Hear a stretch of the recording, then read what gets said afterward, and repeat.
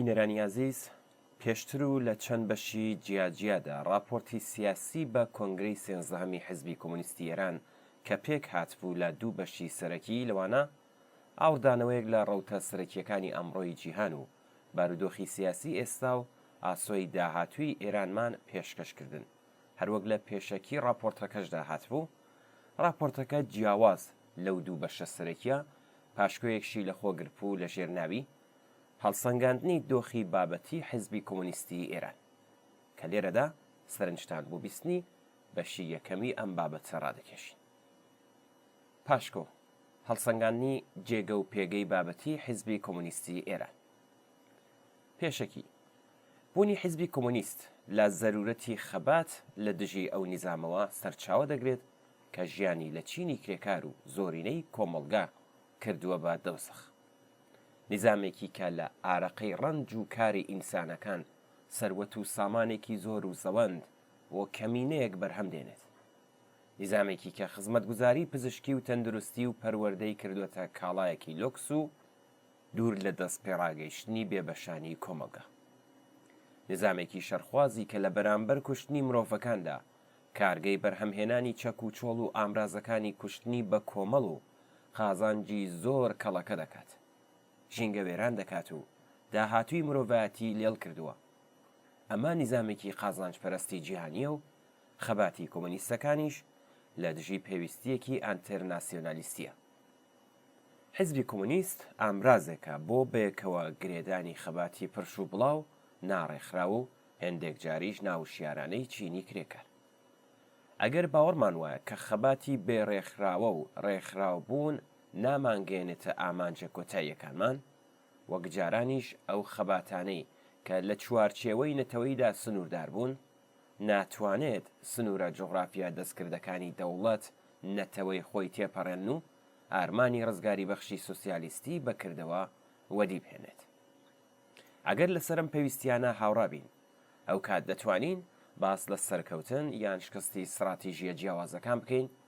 بۆ گەیشتن بە ئامانجە دیاریکراوەکان. حیزبی کۆمونیستی ئێران وەک نمونەیەکی دیاریکراو بەرهەمی هەلومەرجێکی دیاریکراوی مێژوویە. ژیانی سیاسی حیزبی کۆمونیستی ئێران جیانیە لە مێژووی بزوتنەوەی چەپ و کۆمونیست لە ئێراندا. ناکرێت مێژووی کۆمونیزم لە 40 ساڵی ڕابردووی ئێراندا بەبێ لە بەرچاوگرتنی ڕۆڵ و پێگەی حیزبی کۆمونیستی ئێران بە هەموو هەوراز و نشێوەکانیەوە بنووسرێتەوە. هەر چەشنە شرۆفە و شیکردنەوەیەک سەبارەت بە چۆنیەتی پێکهاتنی و ئەوەی کە ئایا ڕێکخراوە سیاسیە کۆمونیستەکانی ئەو قۆناغا بە کۆمەڵەشەوە لە وڵامدانەوە بە پێویستی یەکگرتوویی و یەکڕێزی کۆمونیستەکان گونجاوترین ڕێگایان هەڵبژاردووە یان نا، هیچ لەو ڕاستیە ناگۆڕێت کە پێکهاتنی حیزبی کۆمونیستی ئێران ڕووداوێکی گرنگ بوو لە مێژووی چەپی ئێراندا و گرێدراوە بە هەموو هەوراز و نشێوەکانی مێژووی 40 ساڵەی چەپی سوسیالیستی و شۆڕشگێر لەم کۆمەڵگایەدا. ئەم حیزبە لە هەلومەرجێکدا پێکات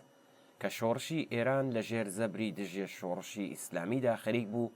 لە کۆتا ڕۆژەکانی خۆی نزیک دەبەوە. هێزە چەپ و ڕادیکاڵەکانی ئێران تا ڕادەیەکی زۆر تووشی ئاڵۆزی و لێکترازانی فکری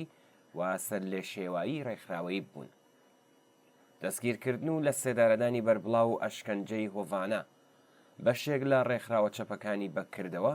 لەبەریەک هەڵوەشانبەوە.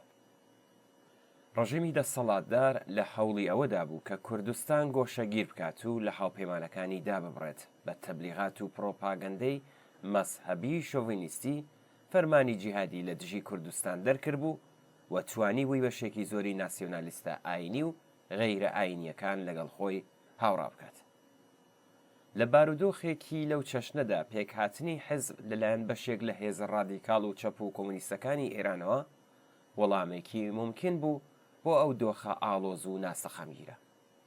لە کاتێکدا کە حکوومەتی ئیسلامی لە هەموو شوێنێک باسی لە هەڵوەشانەوەی ڕێکخراوە سیاسیەکان دەکرد، حیزبێکی سیاسی نوێ بە ورە و ئومێدەوە خەریک بوو پێک دەهات. ئەم واقعیەتە تین و تەوەژمێکی نوێی بە هەمومان دەبەخشی. ئەم حیزبە هەر لە سەرەتای پێکهاتنیەوە ڕەوانگە و بەرنامەیەکی سیاسی ڕوونی هەبوو، بەستێنە کۆمەڵایەتی و سیاسیەکانی کار و چالاکی خۆی دەناسی و ئاگاداری بربەستەکان و خاڵە بەهێزەکانی خۆی بوو نەک هەر چاوی لە ئاست لاوازی و کەم و کورتیەکانی خۆی نەبەستووە بەڵکو دانی پێداناون و زۆر جار بە توندی ڕەخنەی لێدەگرتن و هەوڵی داوە لە مەیدانی نەبەردا چارەسەریان بکات بە چاوێکی ڕەخنەگەرانەوە سەیری ڕابردووکردن و دەستنیشانکردنی ڕێگەی خۆی ڕوو بە داهات و ڕێگە و ڕەوشتی ئەم حیزبە بوو زۆر بە پەرۆشەوە هەوڵی دەدات ببێت بە حیزبێک کە بتوانێت ڕێبەرانی کرێکاری چالاک و کاریگەری ناوبزوتنەوەی کرێکاری لە ناو ڕیزەکانی خۆیدا جێبکاتەوە لە ڕاستیدا یەکەم قەیرانی ناوخۆشی هەر لەم پەیوەندیەدا سەری هەڵدا کە پێویستە لە شوێنێکی تردا قسەی لەسەر بکرێت لە هەمان کاتدا پێکهاتنی حیزبی کۆمۆنیست ئاسۆیەکی نوێی بەڕووی کۆمەڵەشدا کردەوە وەرەی خەباتکارانە و جۆش و خرۆشی شۆڕشگێڕانەی لە ناو ڕیزەکانی ئەو ڕێکخراوەیەدا بەرز کردەوە و نەیهێش پاشەکشە نظامیەکانی بزوتنەوەی کوردستان ئاسۆی سیاسی خەباتکارانی لێڵ بکات یارمەتیدەری کۆمەڵە بوو بۆ تێپەڕبوون لە خۆناغێکی سەخت و مەترسیدار دوای پێکهاتنی حیزبیش چڕبوونەوەی هێرشەکانی کۆنەپەرستان و زەبری یەک لە دوای یەکی پۆلیسی لە سەرانسەری ئێران و هەروەها پاشەکشە یەک لە دوای یەکەکانی بزوتنەوەی کوردستان بوو بە بربەستێکی گەورە لە بەردەم بەرەو پێشچوونی نەخشە و پلانە تەشکیلاتیەکانمان لە سەر تاسەری ئێران و لە کوردستانیش هەلومەرجی کارکردن لە ئاستی سەرتاسەریدا بۆ حیزب ڕۆژ بە ڕۆژ دژواتر بوو سەرەڕای هەموو ئەمانە لە مێژووی ژیانی ئەم حیزبەدا بەدەر لە کەم و زۆرەکەی جگە لە خزمەتکردن بە ئارمانە ئینسانی و سۆسیالیستیەکان هیچ شتێکی تری تۆمار ناکرێت و تەنانەت ئەمڕۆژ قسەکردن لە لەدەستانی ئەم ئاڵایە و ئەم ئامرازە جگە لە هەنگاونان بەرەو دواوە هیچی تر نییە کۆمەڵگای ئێران پێویستی بە کۆمونیزمی ڕێکخراو هەیە ئێمەش نەبین لە وڵام بەم پێویستێدا ئەم بۆشاییە پڕ دەکرێتەوە و لە قۆناغی شۆڕشگێڕانە و قەیرانی سیاسیدا جێگە و پێگەی کۆمەڵایەتی بەدەست دەهێنێت پێویستە ئەم پۆتانسیەلە بپارێزین بەڵام پاراستنی ئەم پۆتانسیەلە تەنها پاراستنی ناوێک و چوارچێوەیەک نییە بەڵکو پاراستنی ئەو پێگە و متمانە کۆمەڵایەتیەشە جیاکردنەوەی حیزبی کۆمۆنیستی ئێران لە کۆمەڵا بە واتای بێبەشکردنی کۆمۆنیزم لە ئێران لە تاکە پێگە کۆمەڵایەتیە ڕاستەقینەکەی پێگەیەکی کە لە ڕێگەی لێک هەڵپێکراوی لەگەڵ کۆمەڵەوە بەدەستهێناوە ئەمڕۆ ئەگەر سەیری ئەو مێژوە دەکەین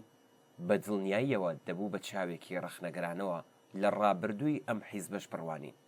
لە هۆکارەکانی نەگەیشتن بە ئامانجە دیاریکراوەکانی بکۆڵینەوە بەڵام خەباتگێڕی و فیداکاری و ئارمانخوازی شۆڕشگێڕانەی نەوەیەک لە باشترین کۆمونیستەکانی ئێران و کوردستان نابێ فرامۆش بکرێت نەوەیەکی کە ئەگەر ئامانجەکانی هێشتا دوورە دەستەنوێنن بەڵام ئاڵای سۆسیالیزم و ڕزگاری مرۆڤیان بەرز و شەکاوە ڕاگرتووە و بەش بە حاڵی خۆیان نیانهێشت ئەم ئارمانە ئینسانیانە لە ژێر زەبری حکوومەتی ئیسلامی و هێژمونی بورژوازی نێولیبراڵدا لە گۆڕ بنرێت